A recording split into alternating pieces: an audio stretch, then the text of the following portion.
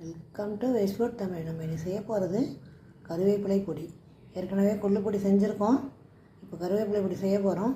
எப்படி செய்யலான்னு பார்க்கலாம். வீடியோக்குள்ளே வாங்க. நாம் இப்போ செய்ய போகிறது கருவேப்பிலை பொடி.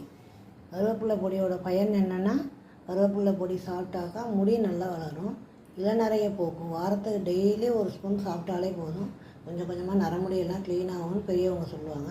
எப்படி செய்யலான்னு பார்க்கலாம். வீடியோக்குள்ளே வாங்க.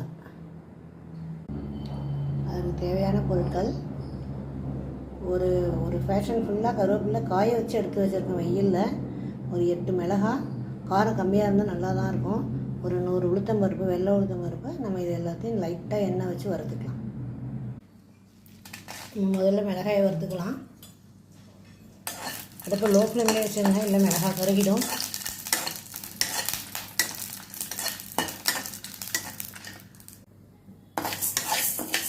அடுத்து நம்ம உளுத்தம்பருப்பு வறுத்தோம்னா ஒரு 1/2 ஸ்பூன் எண்ணெய் ஊற்றினா போதும். எண்ணெய் ரொம்ப ஊற்ற வேண்டாம். உளுந்து நல்லா கலந்து வந்துருச்சு, வாசம் வர வரைக்கும் வறுத்தாச்சு. இப்போ நம்ம கிண்ணத்துக்கு மாற்றிட்டு நம்ம கருவேப்பிலையை வறுக்கலாம். நம்ம கருவேப்பிலையை கடாயில் போட்டாச்சு, ஒரு 2 ஸ்பூன் எண்ணெய் விட்டாச்சு. நம்ம லைட்டாக சூடு வர வரைக்கும் வறுத்துக்கலாம். நல்லா காஞ்ச கருவேப்பிலை தான் ஃப்ரெண்ட்ஸ். லைட்டாக வறுத்தோன்னா அதோட டேஸ்ட் ரொம்ப நல்லாயிருக்கும். சாதத்தில் போட்டும் சாப்பிட்லாம், நம்ம தோசையில் நல்லா மேலே தூவி நல்லெண்ணெயை விட்டு சாப்பிட்லாம். அவ்வளோ அருமையாக இருக்கும். நீங்களும் ட்ரை பண்ணி பாருங்கள். நல்லா மொறுமொறுன்னு ஆயிடுச்சு ஃப்ரெண்ட். நம்ம இப்போ இதை பிளேட்டுக்கு மாற்றிக்கலாம். அதுக்கு நம்ம தேவையான சால்ட் வச்சுக்கலாம், பெருங்காயம் வச்சுக்கலாம். இப்போ இது நல்லா ஆறட்டும், நம்ம மிக்சியில் போட்டு எடுத்துக்கலாம் ஃப்ரெண்ட்ஸ்.